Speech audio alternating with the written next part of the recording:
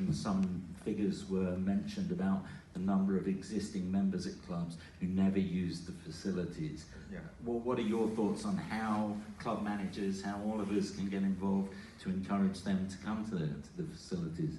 Well, like your introduction said, my background is really retailing, merchandising. I had decades in that.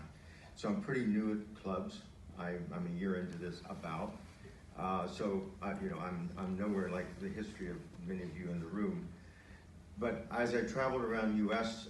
With Rathan Kumar, who's our founder of the company, and we met with general managers of clubs in the U.S., and then also as I've talked to some clubs here in Asia as well, what I learned very quickly is about a third of the members are using the club a lot, and about a third are using it sometimes, and a third never use it.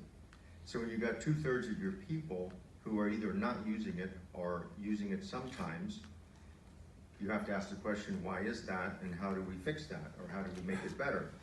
And then on the other hand, you've got a lot of clubs, this goes for the US, and I think it goes for some of the clubs in Asia, the older clubs which have been around a while. You've got an aging membership base, so how do you attract millennials, and what do you do about that? So I think those are the questions, and I think Rudy said it well, what do we do in the future and how do we go forward?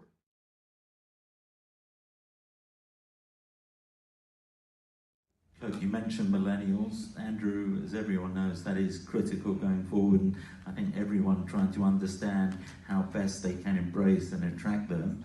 What would you say on that front? Well, a lot of clubs have enacted originally years ago cell phone usage or lack thereof. Okay, so now, both Jonas and North Star and others are embracing technology by releasing apps. Okay. If you remember the TV show The Minority Report, when you walk in, you're advertising to them all the time. Well, the millennials don't know what TV is like not to be on.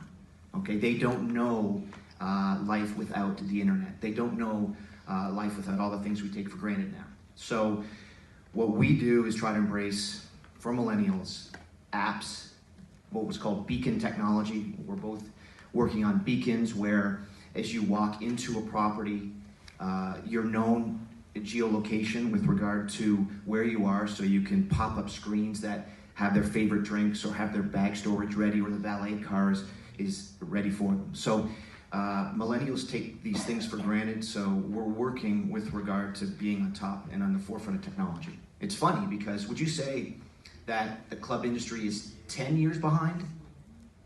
I mean, the Fortune 500 companies, they have something they release right away, and then we follow how far behind. Do you think that's true?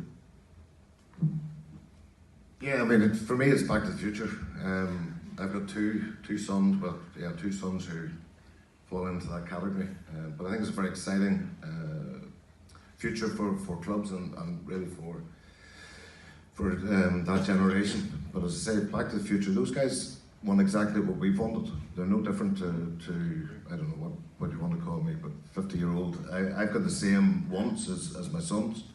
They just want it delivered in a different way. And I look at, well, I was talking about this last night, but I look at my youngest son. He's got 5,500 followers on Facebook. So from a marketing point of view, we touched on, Andrew touched on WhatsApp.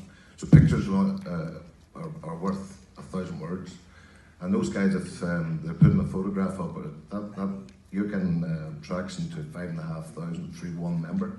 So it's a very, very exciting time for these guys. But yes, they want it now, they want it yesterday, they just want it delivered in a different way. But at the end of the day, they're the final, whether it's a city club or a yacht club or a golf club, if they're there to play golf, they want to play golf like anybody else. As Andrew said, when they put that golf shoe on, they're golfing, whether a millennial.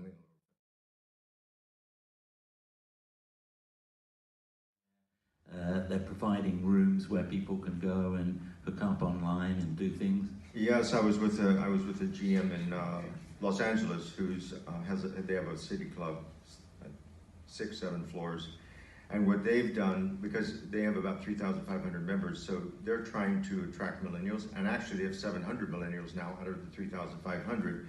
So You go into the club, and as somebody said, you can't put a cell phone on the table, you can't open your laptop, you can do nothing in the lounge or the dining room. So they've developed a sort of WeWork space where it's sort of like a Starbucks at their club, where you can have your laptop open, and it's sort of like, almost like a little mini business center for them. So that's what they're doing to attract. I noticed even here, if some of you seen the American Club and the wonderful sort of business center they have, I mean, it's amazing. It's as good as or better than some of the 5-star hotels I've stayed in. So I think that's the direction you have to go in. You have to make your club so it's attractive. You play around the golf and you want to stay there and work for 2 hours, that you make it so it's habitable, and your business guy does that after his golf game.